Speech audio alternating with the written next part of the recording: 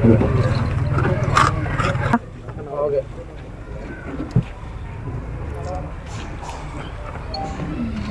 December 9వ తారీఖుని పురస్కరించుకొని 2009లో కేసీఆర్ గారి దీక్ష ఫలితంగా ఆ రోజు ఉన్నటువంటి యూపీఏ 2 ప్రభుత్వం చిదంబరం గారు ఇదే రోజు కేసీఆర్ గారి 11 రోజుల ఆమరణ నిరాహార దీక్ష తర్వాత మొదటిసారి తెలంగాణ ఇస్తున్నామని చెప్పేసి ప్రకటించినారు. కాబట్టి ఈ రోజుని విజయ దివాస్గా జరుపుకోవడం కోసం సంప్రదాయబద్ధంగా నడుస్తూ ఉన్నది. 60 సంవత్సరాలు మోసం చేసినటువంటి ఈ కాంగ్రెస్ పార్టీ మొదటిసారి కేసీఆర్ గారు పార్టీని పెట్టి బయటకు వచ్చినప్పటి నుంచి భయాందోళనకు గురైంది. ఆ భయానికి భయపడే 2004లో కలిసి పోటీ చేద్దామని చెప్పేసి నమ్మబలికి అదే సోనియా గాంధీ గారు టీఆర్ఎస్ పార్టీ కండవా వేసుకొని కరీంనగర్లో నిజామాబాద్లో మీటింగ్లలో మాట్లాడుకుంటూ ఎట్టి పరిస్థితుల్లో తెలంగాణ ఇచ్చి తీరుతామని చెప్పి కామన్ మినిమం ప్రోగ్రాంలో పెట్టి తర్వాత కేసీఆర్ గారికి క్యాబినెట్లోకి తీసుకొని ఎన్ని మాటలు చెప్పినా నాకు కావాల్సింది మాటలు కాదు, మంత్రి పదవులు కాదు, తెలంగాణ మాత్రమే కావాలని చెప్పేసి మళ్ళా తిరుగుబాటు జెండా ఎగరేసి రాజీనామా చేసి బయటకు వచ్చి మళ్ళీ కొట్లాడి ఎన్ని రకాలుగా ప్రయత్నం చేయాలనో అన్ని రకాలుగా ప్రతి పార్టీ కాడికి భారతదేశంలో ఉన్నటువంటి ప్రతి పార్టీ గడప దొక్కి ప్రతి ఇంటికి పోయి, అందుకనే చాలాసార్లు కేసీఆర్ గారు అంటారు తొక్కని గడప లేదు, మొక్కని బండ లేదు, అంతమందికి ప్రయత్నం చేసి మేము తెలంగాణ కోసం కొట్లాడినాం. చివరికి గత్యంతరం లేక 14Fకు సంబంధించి హైదరాబాద్ను ఫ్రీ జోన్ చేసి ఆంధ్రప్రదేశ్లో ఉన్నటువంటి వాళ్ళు ఎవరైనా సరే ఇక్కడ ఉద్యోగాలు సంపాదించవచ్చు అనేటువంటి ఒక చర్చ వచ్చినప్పుడు కేసీఆర్ గారికి ఇప్పుడు కూడా మనం వదిలిపెడితే తెలంగాణ అన్యాయం జరుగుతూనే ఉంటుంది, ఇక ఏదైనా కానీ అని చెప్పి ఉద్యోగార్జనలో సిద్దిపేటలో ప్రకటించి నేను ఆమరణ నిరాహార దీక్షకు పూనుకుంటా అని 29 నవంబర్ 2009 నాడు ప్రారంభించి 11 రోజులు నిర్విరామంగా కొనసాగుతున్నటువంటి నిరాహార దీక్ష క్రమంలో మొత్తం తెలంగాణలో ఉన్నటువంటి అన్ని సమాజాలు, అది కవులు, కళాకారులు, లాయర్లు, డాక్టర్లు, మేధావులు, విద్యార్థులు, యువకులు, రైతులు, మహిళలు అన్ని వర్గాలు కలిసి వచ్చి అయ్యో తెలంగాణ బిడ్డ చావడానికి సిద్ధపడ్డాడు, ఈ సందర్భంలో కూడా మనం తెలంగాణ కోసం మాట్లాడకపోతే తప్పవుతుందని చెప్పేసి అందరు కలిసికట్టుగా వచ్చి ఒకసారి మొత్తం తెలంగాణను స్తంభింపజేస్తే అప్పుడు దిగొచ్చినటువంటి ఈ కాంగ్రెస్ పార్టీ గత్యంతరం లేక అప్పటికే చనిపోయినటువంటి దాదాపు 370 మంది విద్యార్థులు అన్నీ చూసి చివరికి ఈరోజు మొదటిసారి ప్రకటన చేశారు. కాబట్టి ఈరోజు విజయం సాధించిన దినంగా మనం ప్రకటించుకుంటాం. ఆ కరెక్టు డిసెంబర్ 9 నాడు 2009లో ఈ ప్రకటన చిదంబరం గారు చేస్తున్నప్పుడు నేను సుల్తాన్ బజార్ పోలీస్ స్టేషన్లో ఖైదు చేయబడి ఉన్నా. తెల్లారితే మేము అసెంబ్లీ ముట్టడికి పిలుపునిచ్చినాం. అసెంబ్లీ ముట్టడి చేస్తామని పిలుపునిచ్చినందుకు ఒక దగ్గర మేము ఉంటే మమ్మల్ని అందరూ దొరకబట్టి ఒక 200-300 మంది పోలీసులు ఒక టెర్రరిస్ట్ని దొరకబెట్టినట్టుగా దొరకబట్టి తీసుకుపోయి ఈ స్టేషన్లో పెట్టి మొత్తం కేసులు రాసి అంతా ఫైనల్ చేస్తున్నారు. స్టేషన్లో ఉన్నప్పుడే కరెక్ట్గా టీవీలో ఏసీపీ ఉండే ఆయన పేరు ఏదో ఉండే నారాయణ ఏదో ఉండే ఏసీపీ, ఆయన పిలిపించి మీరు కొట్లాడడానికి వచ్చింది బిడ్డ బాగానే చిదంబరం ప్రకటిస్తున్నాడంటే ఇక ఆ పోలీస్ స్టేషన్లో ఆయన ఆఫీసులో టీవీలో చూసినాం చిదంబరం ప్రకటన. సరే అయిపోయింది అని చెప్పేసి వదిలేసారు మనం కేసు ఇక లోపల పంపకుండా. అంతకుముందు 2 సార్లు పోయినాం, అది వేరే విషయం. తర్వాత మనం ఇక విజయోత్సవంగా ఆర్ట్స్ కాలేజ్ కాడికి వచ్చి అందరం కూడా గర్వంగా మంచిగా తెలంగాణ వచ్చిందని చెప్పేసి కేసీఆర్ గారి కాడికి పోయి ఏదో మేము సంబరాలు చేసుకుంటుంటే మళ్ళా కన్నుగుట్టినటువంటి ఆంధ్ర పాలకులు, సమైక్యవాదులు అయ్యో మా పెత్తనం పోతుంది, మా పెట్టుబడి అంతా కూడా హైదరాబాద్లోనే, మరి మా పైసలు ఎట్లా, మా పెత్తనం ఎట్లా అని చెప్పి మళ్ళా కుట్ర చేసి డిసెంబర్ 23కు సమైక్యాంధ్ర జేఏసీ అని చెప్పేసి ప్రెజర్ పెట్టి తిరిగి ప్రకటన వెనక్కి తీసుకునేట్టుగా చేయించారు. కుట్ర జరిగింది. ఇది మొదటిసారి విజయం సాధించింది కాబట్టే విజయ దివాస్గా మొదటిసారి ప్రకటన వచ్చింది. కాబట్టి కేసీఆర్ గారి వల్లనే ఇది సాధ్యమైందనే విషయం చెప్పడం కోసం దీన్ని సంప్రదాయబద్ధంగా ఒక ట్రెడిషనల్గా ఈరోజు జరుపుకునేటువంటి ప్రయత్నం చేస్తున్నాం. ఎందుకు చెప్పాలి అంటే చెప్పాల్సిన అవసరం ఉన్నది. ఇప్పుడు ఉన్నటువంటి ప్రజానికానికి, కొత్తగా వచ్చినటువంటి పిల్లలకు, కొత్తగా ఓటకు వచ్చినటువంటి పిల్లలకు కేసీఆర్ అంటే తెలంగాణ రాష్ట్రానికి ముఖ్యమంత్రి రొటీన్గా వచ్చిర్రు అయింది పోయినట్టుగానే తెలుసు. తెలంగాణ కోసం మనం చేసిన కష్టమేంది, మనం తిన్న దెబ్బలేంది, మనం పెట్టుకున్న కేసులేంది, జైలుకు పోయింది ఏంది, కేసీఆర్ గారు చేసినటువంటి త్యాగం ఏంది, ఆయన వల్ల వచ్చినటువంటి తెలంగాణలో 10 సంవత్సరాలుగా జరుగుతున్నటువంటి అభివృద్ధి ఏంది, మనం చేసుకొని నిలబెట్టుకున్నటువంటి తెలంగాణ రాష్ట్రం ఒక మార్గనిర్దేశనం లాగా ఉండాలి. ఎక్కడ వెనకడుగు వేయొద్దు, ఎక్కడ అవినీతి చేయొద్దు, మమ్మల్ని అందరూ కూడా కట్టడి చేసి తెచ్చుకున్న తెలంగాణలో తమ్మి ఏ చిన్న పొరపాటు జరిగినా అరే గిత మాత్రం దానికి తెలంగాణ ఎందుకు వచ్చిందని చెప్పేసి ప్రజలు ఆందోళనకు గురవుతారు. కాబట్టి ఎట్టి పరిస్థితి మనం తప్పు చేయొద్దు. ఏ చిన్న అవకాశం దొరికినా అభివృద్ధి మీద కాన్సన్ట్రేట్ చేయండి, సంక్షేమం మీద కాన్సన్ట్రేట్ చేయండి, కాన్సన్ట్రేట్ అనునిత్యం తిరగండి, రోజు అందుబాటులో ఉండండి.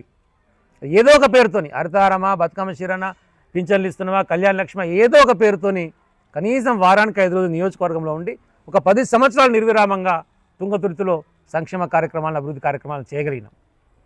ఇది మనం చేస్తామనే విషయం చెప్పుకోకపోతే తప్పవుతుంది. ఇప్పుడు వచ్చినటువంటి పిల్లలకి ఏమనుకుంటారు, 24 గంటల కరెంట్ ఉంటుంది అంటే ఎప్పుడు ఇట్లనే ఉంటుంది కావచ్చు కరెంట్ అంటే. కరెంట్ ఎందుకు వద్దు అనుకుంటారు, వాళ్ళకి తెలియదు. కరెంటు పోయింది వాళ్ళు చూస్తే కరెంట్ ఎవరిచ్చిరో తెలుస్తుంది. చెర్లలో నీళ్లు లేవనేది వాళ్ళు చూస్తే చెర్లలో నీళ్ళు ఎవరిచ్చిరో తెలుస్తుంది. అంతమంది రోడ్లు లేనటువంటి గతుకుల రోడ్లు ఇబ్బందికరమైనటువంటి పరిస్థితి చూస్తే కొత్త రోడ్లు ఓడేసిరో తెలుస్తుంది. కొత్త మండలాలు ఎవరు తెచ్చుకొచ్చిరో తెలుస్తుంది. కొత్త జిల్లాలు ఎవరు తీసుకొచ్చిరో తెలుస్తుంది. అవసరం ఉంటే నల్గొండకే పోవాల్సిన పరిస్థితి నుంచి ఈరోజు సూర్యాపేట పోతే మన పని అయిపోయేటువంటి అవకాశం ఎవరి వల్ల వచ్చిందనేటువంటిది అర్థం చేసుకుని తెలుస్తుంది. మార్కెట్ అంటే తిరుమలగిరికి పోయే పరిస్థితి నుంచి తుంగతుర్తికి మార్కెట్ వచ్చిందంటే ఎవరు తీసుకొచ్చినటువంటి విషయం తెలుస్తుంది.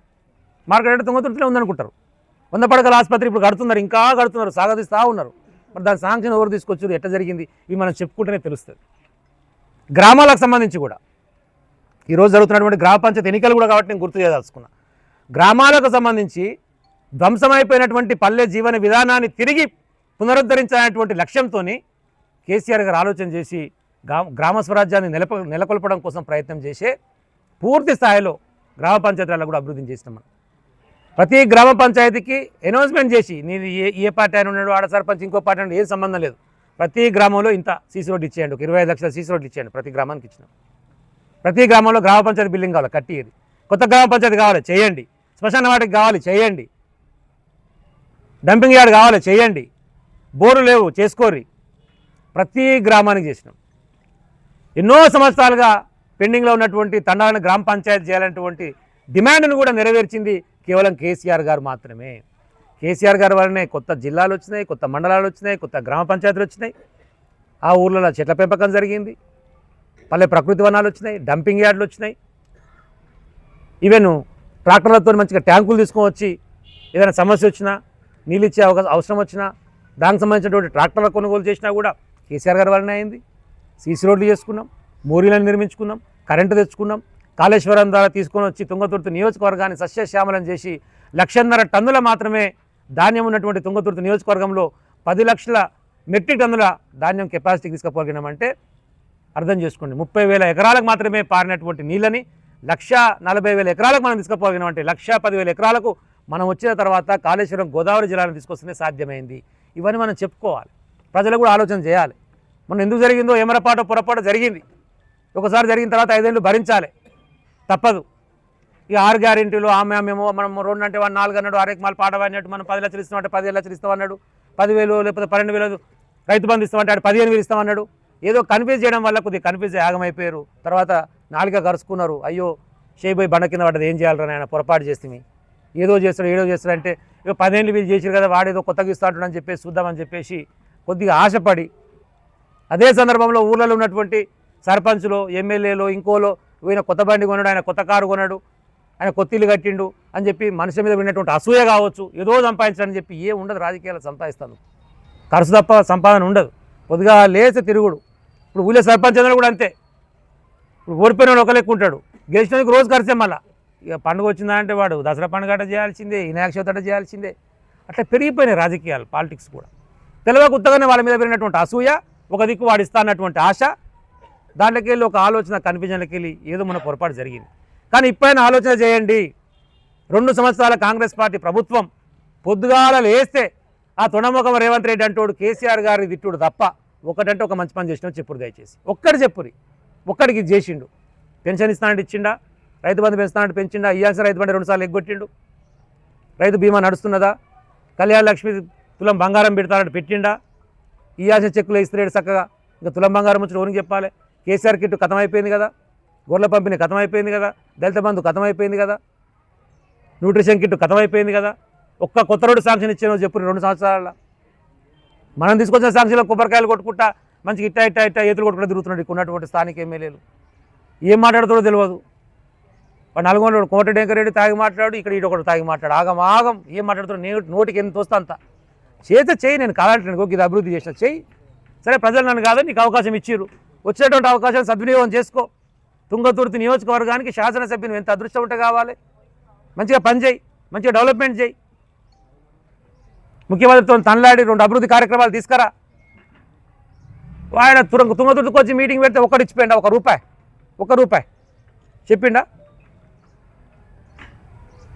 నేను మొన్న దేవరకొండకు వచ్చి మీటింగ్ పెడితే ఏం మాట్లాడతాడు?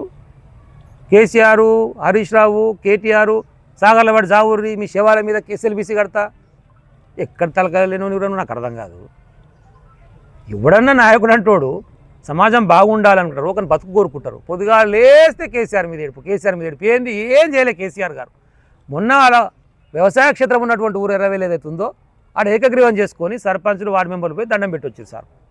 మాట్లాడుతున్నప్పుడు పక్కపొట్టి కూర్చొని సార్ మళ్ళీ మన రాజ్యం రావాలి సార్, తప్పు జరిగిపోయింది జనాలు అంతా అనుకుంటే, సరే తీయమ్మాడు చూసి చూస్తాక 2 నెలలు వస్తూనే ఉంటుంది, మళ్ళీ ఖరాబ్ అయినా కూడా మనం బాగు చేస్తున్నాం తీ అన్నాడు. ఆ వీడియో బయటకు వచ్చింది. కథం కొడుకు కూర్చోబడ్డది రేవంత్ రెడ్డి గారికి. ఏం సార్ బయటికి వెళ్ళలేదు, మాట్లాడలేదు, ప్రెస్ మీట్ లేదు, ఏది లేదు. కేసీఆర్ ముఖం కనబడితేనే భయం అవుతుంది కొడుకు. కేసీఆర్ పేరు దలుచుకోకుండా, కేసీఆర్ జపం చేయకుండా మనం బతికేలేదు. అభివృద్ధి కార్యక్రమాలు చేయాలంటేనేమో చెయ్యవు, బిల్లులు ఇయ్యరా మా పాత సర్పంచ్ కంటేనేమో ఇయ్యవు. ఇప్పుడు ఏదో సమ్మిట్ అని పెట్టిండు, గ్లోబల్ సమ్మిట్ అని ఈయన పెట్టిండు. దాంతో ఏం ప్రయోజనం జరిగిందో, ఏం పెట్టుబడులు వచ్చినా ఇప్పటివరకు చెప్పలే. ఎందుకంటే దావూస్ పోయిండు, ఆ వచ్చాను ఇంగ్లీష్లో మాట్లాడే కదా, న్యూక్లియర్ చైన్ రియాక్షన్ మాట్లాడే కదా. అయ్యాల కూడా 240 చాలా ఇట్లా ఇన్ని అగ్రిమెంట్లు ఆయన అన్నాడు. ఎక్కడ పోయిన అగ్రిమెంట్ ఇయ్యాటి వరకు ఓని తెలియదు. జనాలు తిడుతూ ఉన్నారు. నోరు తెరిస్తే బూతులు. వీడెక్కడ ముఖ్యమంత్రి? ప్రతిపక్షం ఉన్నప్పుడు సరే ఏదో మాట్లాడినట్టు అనుకున్నాం, కానీ ఒక రాష్ట్రానికి ముఖ్యమంత్రి అయిపోయిన తర్వాత ఏం భాష అయింది? పొద్దుగా లేస్తే కేసీఆర్ మీద పడి చేస్తాడు. నువ్వేం చేస్తావో చెప్పు, నీ ఆలోచన ఏంది? ఇగో తెలంగాణ భవిష్యత్తుకి ఇట్లా ఉంటుంది, నేను ఇట్లా చేద్దామనుకుంటున్నా, నా పారిశ్రామిక విధానం ఇది, నా క్రీడా విధానం ఇది, నా వ్యవసాయ విధానం ఇది, గవి ప్రకటించు కదా. గది కదా నువ్వు చేయాల్సింది. మెస్సీతో ఫుట్బాల్ ఆడతా అట. ఎవరికి కావాలరా నీ ఫుట్బాల్ మ్యాచ్? నీ అవలగానే ఉన్నావు. 2 రోజులు కొడుక జనాలు నీతో ఫుట్బాల్ కాదు ఉరికి చురికి ఆడతారు ఫుట్బాల్ నీతోని. మెస్సీ అంటే వాడికి తెలుసా మనోళ్ళకు? జనరల్గానే భారతదేశంలో క్రికెట్ ఎక్కువ ఆడతారు, ఆ ఫుట్బాలే తక్కువ.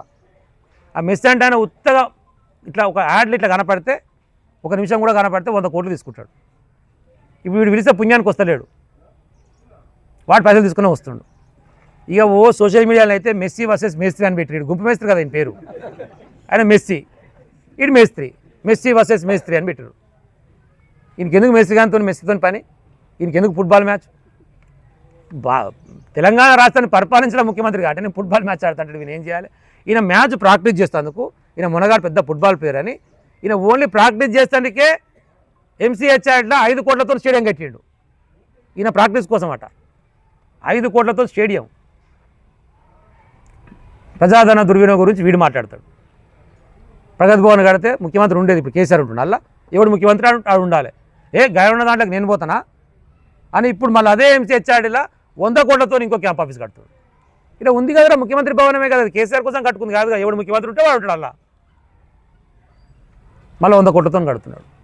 ప్రజాధనం దుర్వినియోగం. మీరు సాగర్లవాడి జావూరి మీ శవాల మీద SLBC కడతా, అలా 8 మంది చచ్చిపోయారు. తెలిసే మనకు టందాలు వద్దురా నాయన, అది మెత్తగా ఉంది, ఆడ మట్టికి ఊలిపోతుంది, అక్కడ పని చేయొద్దని చెప్పేసి మన గతంలో చెప్తే మనం ఆపినాం. ఈయన మునగాడు అది ఏం రిపోర్ట్కి ఇప్పుడు పట్టించుకోకుండా ఉత్తగానే తువ్వురు అంటే ఆ మట్టి పిల్లలు కిందికి పడి చచ్చిపోయారు. ఈయాటి వరకు శవాలు దొరికినాయా? ఈయాటి వరకు చనిపోయినటువంటి శవాలను కూడా బయటికి తీసుకొచ్చేటువంటి ఒక ధైర్యం కానీ, దమ్ము కానీ, ఒక వ్యవస్థ కానీ, ఒక తెలివి కానీ లేనటువంటి దౌర్భాగ్యమైనటువంటి పనికిరానటువంటి పాస్మాన్ల ముఖ్యమంత్రి గారు రేవంత్ రెడ్డి గారు. 100% అంట. నన్ను అంటారు ఎట్లా, ఎందుకే ఆయన ముఖ్యమంత్రి తిట్టుకుంటారు? కేసీఆర్ పట్టుకొని సావన్న తర్వాత ఏ మనిషి ఏమన్నా అర్థం కాదు.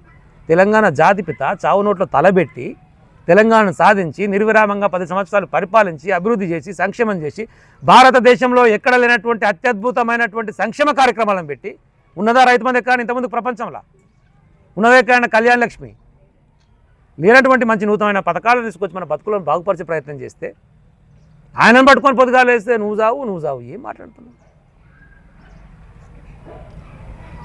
మేము కూడా చాలా మాట్లాడవచ్చు, నువ్వు చావు అని చెప్పి నిన్ను కూడా మేము అనొచ్చు, గంటగంటెక్క కూడా మాట్లాడవచ్చు. కానీ పద్ధతి కాదు. నీ పాలసీ చెప్పు, నీ విధానం చెప్పు, ప్రజలు ఎట్లా బాగుపరుస్తావో చెప్పు, ప్రజలకు రావాల్సినటువంటి బిల్లులు ఎట్టిస్తావో చెప్పు, పిల్లలకి ఇవ్వాల్సినటువంటి రియంబర్స్మెంట్ ఎట్టిస్తావో చెప్పు. ఒక్కటి కూడా రావట్లేవు, అన్ని పెండింగే. మొన్న నేను మహాత్మా గాంధీ యూనివర్సిటీ దీక్షా దివాస్ రోజు పోతే సార్ ఆయన ఏందో డైరెక్ట్ మా అకౌంట్లో వేస్తా అని చెప్పేసి పెట్టిండు, అది ఫీజు రియంబర్స్మెంట్, అది వేస్తలేడు. వీళ్ళేమో మీ అకౌంట్లోనే పడుతున్నాయి, మాకు సంబంధం లేదు కాబట్టి మాకు పైసలు కడుతున్నాయి ఎగ్జామ్కి సార్ అంటారు. సార్ ఏంది మా పరిస్థితి? పిల్లల జీవితాలతో నాగం. ఆయనే విద్యాశాఖ మంత్రి చక్కదనం, మళ్ళా విద్యాశాఖ ఆయనకానే పెట్టుకుండు. ఆయనకు చదివే రాదు, ఆయనకి ఎందుకు అర్థం కాదు. హోంమంత్రి ఆయనకానే పెట్టుకున్నాడు. మర్డర్ల పర్సెంటేజ్ పెరిగింది, మానభంగాల పర్సెంటేజ్ పెరిగింది, క్రిమినల్ క్రైటీరియా మొత్తం పెరిగింది. ఆయన కాడికి వచ్చిన తర్వాత హోంమంత్రి ఆయనే, విద్యాశాఖ మంత్రి ఆయనే, ముఖ్యమంత్రి ఆయనే, మున్సిపల్ శాఖ మంత్రి ఆయనే. ఒక్కటి సజగా సాగదు. పొద్దుగాల 10 గంటల వరకు వసూల కార్యక్రమం. పొద్దుగాల ఇవ్వగానే మీరు ఎప్పుడైనా చూడరు, పొద్దుగాల ఎక్కడ కనబడాడు, ఎవరిని కలవడు. అనవసరంగా ఇప్పుడు కేసీఆర్ బదనం చేసి కేసీఆర్ అందరినీ కలిసి అన్ని సమస్యలు పరిష్కరించారు. కలవంది వీడు ఇప్పుడు ఉన్నటువంటి ముఖ్యమంత్రి. ఒక్కని కలవడు, ఉంటున్నాడు కలిసి చూపిరు నాకు ఒక్కటి. ఓ ఎమ్మెల్యే కలిసి చూపిస్తారా ఫోటో నాకే కారణం? ఒక్కని కలవాడు. సెక్రటరీకి వస్తే ఎమ్మెల్యేలు వచ్చి కలుస్తారని చెప్పి ఆ కమాండ్ కంట్రోల్లో దాచుకుంటాడు. ఆ పోలీసు వాళ్ళకి గట్టించారు కాబట్టి బంజారాహిల్స్లో ఆ పోలీసు హైదరాబాద్ కమిషనర్ కోసం కట్టించారు. ఇక అల్లకి మొత్తం పోలీస్ సెక్రటరీ ఉంటుంది కదా, వీడు ఒక్కడు రయ్యిన అల్లకి పోయి దాచుకొని అల్ల కూర్చొని మాట్లాడుతుంటాడు. ఎవరిని కలవాడు. ఎందుకంత భయం? ఎందుకంటే వాళ్ళు ఎమ్మెల్యేనే తిడుతున్నారు. మహబూబ్నగర్ ఎమ్మెల్యే రాయలే, ఎన్ఎన్ శ్రీనివాసరెడ్డి ఆయనే రాసిండు.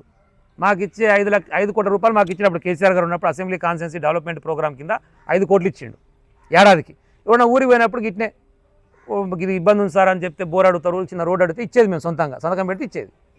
అవి కూడా తీసేసిండు. అరే అవి కూడా లేవు, మేము ఎందుకు అలంకారప్రాయంగా సావులు సమృతలు బర్త్డేలు గియా తిరుగుతాం ఇక మేము ఉన్నవి అని చెప్పేసి ఓపెన్గా మాట్లాడి ఆయన. ఎన్ఎన్ శ్రీనివాసరెడ్డి వాళ్ళ ఎమ్మెల్యే, మాకు కనీసం ఎమ్మెల్యే గౌరవం ఉంటలేదు, ఏంది మీరు చేసే పని అని చెప్పేసి ఆయనకు టైం ఇయ్యాడు.